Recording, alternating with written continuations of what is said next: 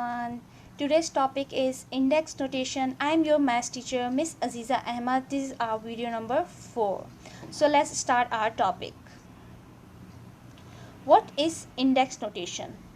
Index notation is basically if the number is repeated so many time. अगर कोई number बहुत दफ़ा repeat हो रहा हो तो आप उसे शॉर्ट फॉर्म में लिख देते हैं. आपके सामने एक नंबर दिख रहा है 2 मल्टीप्लाई 2 मल्टीप्लाई 2 मल्टीप्लाई 2 मल्टीप्लाई 2. देखिए ये कितनी दफ़ा सेम नंबर मल्टीप्लाई हो रहा है, यही बात है. तो आप इसे शॉर्ट फॉर्म में कैसे लिख देंगे? 2 लिखेंगे और उसको स्मॉल 5 लिख देंगे, क्योंकि ये 2 कितनी टाइम्स लिखा हुआ है? 1 2 3 4 1 2 3 4 एंड 5 टाइम्स. 5 टाइम 5 लिखा है तो आप 2 को किसकी पावर दे दोगे? 5 की. इसे कहते हैं इंडेक्स नोटेशन. यानी अगर कोई नंबर बार बार सेम नंबर रिपीट हो रहा हो और उसमें मल्टीप्लिकेशन यूज़ हो रहा हो तो आप उस नंबर को पावर दे देते हैं जितनी बार वो नंबर लिखा गया है. इस पावर को आप एक्सपोनेंट भी कहते हैं, पावर भी कहते हैं और इंडेक्स भी कह सकते हैं. ठीक है, जैसे कि हमारे पास यहाँ पे एक और एग्जांपल है 3 मल्टीप्लाई 3 मल्टीप्लाई 3 मल्टीप्लाई 3 मल्टीप्लाई 4. अब देखें ये 3 कितनी टाइम रिपीट हो रहा है? 4 टाइम. तो आपने इस 3 को पावर दे दी 4 की और मल्टीप्लाई बाय 4. 4 सिंगल टाइम है तो वो सिंगल टाइम आ गया. ये एक्सपेंडेड फॉर्म होती है और ये शॉर्ट फॉर्म है ताकि इजी टू रीड हो. ठीक है, कैसे पावर देते हैं? ये मैंने नंबर लिखा 3 और इसके ऊपर छोटा सा आप 4 बना देंगे. इस जितना ही बड़ा नहीं बनाना बल्कि स्मॉल बनाना होता है, उसे हम कहते हैं पावर, एक्सपोनेंट या इंडेक्स. अब हम देखते हैं कि ये क्यों ज़रूरी है या कब इसको यूज़ करना चाहिए. When is the index notation is useful? तब करना चाहिए जब कोई नंबर बार बार रिपीट हो रहा हो, सेम नंबर. ठीक है, कॉम्प्लिकेटेड है. अब अगर आप इस नंबर को ये बार बार इस 3 को देखें तो it is difficult to read. ठीक है, बट अगर आप इसको इंडेक्स की फॉर्म में लिख देंगे, पावर दे देंगे तो ये एक कॉम्पैक्ट फॉर्म में आ जाएगा, यानी शॉर्ट फॉर्म में आ जाएगा 3 power 8. Right, now let's move to the next. अब मैं आपको बताऊंगी कि इस इंडेक्स या इस पावर के नंबर को पढ़ते कैसे हैं. आपने मेरे साथ पढ़ना है. जैसे 5 मल्टीप्लाई बाय 5. 5 यहाँ कितनी टाइम लिखा गया है? 5 यहाँ पे लिखा गया है 2 टाइम. तो आप पढ़ेंगे 5 स्क्वायर. क्या पढ़ेंगे? 5 स्क्वायर.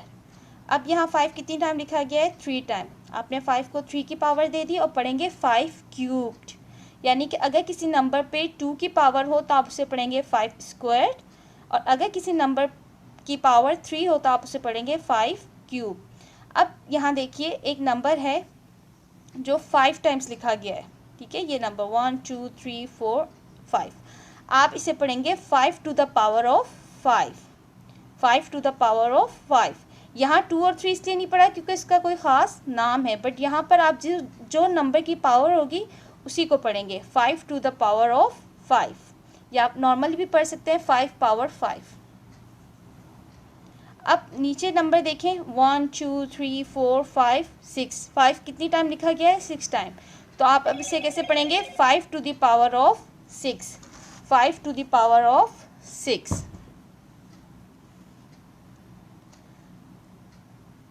अब हम नेक्स्ट चलते हैं. नेक्स्ट हमारे पास प्राइम फैक्टराइजेशन है.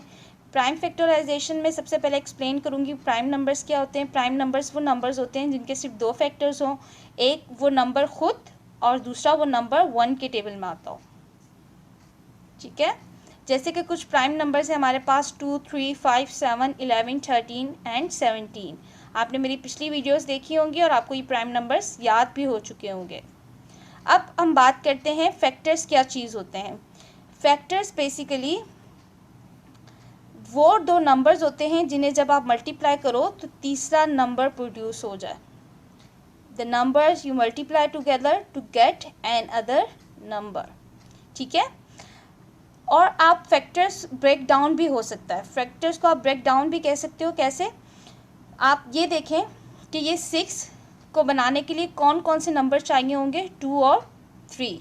ठीक, और प्राइम फैक्टराइजेशन से मुराद होगी कि वो नंबर्स को मल्टीप्लाई करना या उन नंबर्स को फाइंड आउट करना जो प्राइम नंबर हों.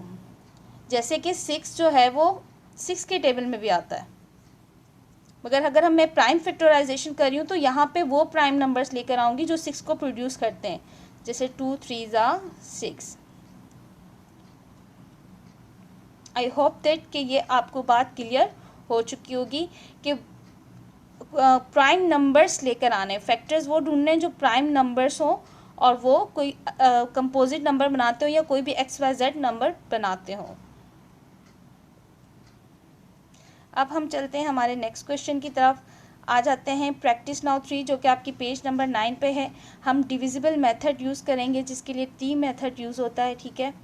हमें प्राइम फैक्टराइजेशन निकालनी है नंबर 126 की, और आप टी मेथड यूज़ करेंगे। टी मेथड कैसे यूज़ करते हैं, आप अपनी कॉपी पे एक लाइन ड्रॉ करें, ठीक है, और नंबर लिखकर उसको आगे इस तरह सॉल्व करना स्टार्ट कर दें। यहाँ पे मैंने टेबल भी बनाया हुआ है। अब मैं आपको बताती हूँ कैसे किया है। 126 लिखा, फिर मैंने इस 126 के फैक्टर्स ढूंढे, तो 2 के टेबल में आता है 126 क्योंकि उसका एंडिंग डिजिट इवन है। 2 6 12, 2 3 6। अब मैं 63 के फैक्टर्स ढूंढूंगी। जो फैक्टर ढूंढूंगी वो इस तरफ लिख दूंगी, ठीक है। जो आंसर आएगा वो उस नंबर के नीचे हो जाएगा। 3 2 6, 3 1 3, 3 7 21, 7 1 7। देखें ये सारे प्राइम नंबर्स हैं। आपने ये सारे इसके फैक्टर्स लिख दिए कि 126 इक्वल टू 2 × 3 × 3 मल्टीप्लाई बाय 7। कोई भी कंपोजिट नंबर आपको नज़र नहीं आएगा, तमाम नंबर्स प्राइम नंबर्स है। अब आप देखें इन्होंने कहा इंडेक्स नोटेशन में जवाब दें, यानी आंसर पावर में गिवन हो। कौन सा नंबर यहाँ रिपीट हो रहा है, 3 2 टाइम्स रिपीट हो रहा है, तो आपने लिख दिया 2 × 3 पावर स्क्वायर मल्टीप्लाई बाय 7। ये आपका आंसर हो गया। इजी है, यस। अब हम चलते हैं नेक्स्ट की तरफ। अब आपके पास क्वेश्चन नंबर 2 है एक्सरसाइज 1A का। इसके ए से लेकर सी तक पार्ट करेंगे, डी पार्ट आप खुद करेंगे। 72 के हमें फैक्टर्स निकालने हैं और आंसर इंडेक्स नोटेशन में देना है। 72, 2 3 6, 7 में से 6 क्या, रिमेनिंग बचा 1, 1 2 के साथ आ जाएगा, 2 6 12, 2 1 2, 3 में से 2 माइनस करेंगे, 1 6 कैरी आ जाएगा यहाँ पे, 2 8 16, 2 9 18, 3 3 9, 3 1 3। आपने सारे फैक्टर्स इसके भी फाइंड आउट कर लिए। ये आपके पास फैक्टर्स आ गए। अब देखें इसमें रिपीटेड नंबर कौन सा है, 2 है, तो आपने 2 को 3 की पावर दे दी, और 3 कितनी टाइम लिखा गया है, 2 टाइम, तो आपने 3 को 2 की पावर दे दी। पढ़ेंगे कैसे, 2 क्यूब मल्टीप्लाई बाय 3 स्क्वायर। यह आपका आ गया आंसर। यानी इंडेक्स नोटेशन से मुराद है जो नंबर रिपीटेड हैं उनको उनकी पावर दे देनी, ठीक है। अब हम चलते हैं पार्ट बी की तरफ। पार्ट बी में हमारे पास नंबर है 187। सो 187 को हमने 2 से नहीं कर सकते, एंडिंग डिजिट और है। 3 से भी नहीं कर सकते क्योंकि सम किया तो वो 3 के टेबल में नहीं आता। 5 से नहीं कर सकते क्योंकि एंडिंग डिजिट ना 0 है ना 5 है। 7 से भी नहीं हो सकता, नंबर 11 से हो जाएगा। 11 1 11, 11 में से 18 निकाला तो आपके पास रिमाइंडर क्या बचा, 11 में से 18 निकालें 7, ठीक है। 11 और ये 77 बन जाएगा फिर ये नंबर, ठीक है। सो 11 7 77, फिर 17 प्राइम नंबर है, यानी 17 सिर्फ अपने टेबल में आएगा, तो 17 1 17। इसमें कोई इंडेक्स नोटेशन नहीं बन रहा, तो यही आपका आंसर है। अब हम चलते हैं पार्ट सी की तरफ। पार्ट सी में हमारे पास नंबर है 336। इसकी आपने प्राइम फैक्टराइजेशन निकालनी है।